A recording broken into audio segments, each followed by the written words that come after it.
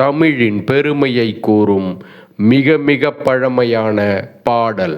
இந்த உலகத்தின் இருளை அகற்றக்கூடியதும் உயர்ந்தோர் அனைவராலும் வணங்கப்படக்கூடியதுமான இடத்தில் இருப்பது இரண்டே இரண்டுதான். அதில் ஒன்று கதிரவன், மற்றொன்று தன்னிகரற்ற தமிழ்.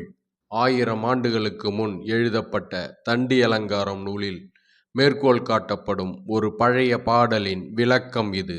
தண்டி அலங்காரம் நூலில் பழம்பாடல் என குறிப்பிடப்படும் இந்த பாடல் எப்பொழுது யாரால் எழுதப்பட்டது என்பது தெரியாது.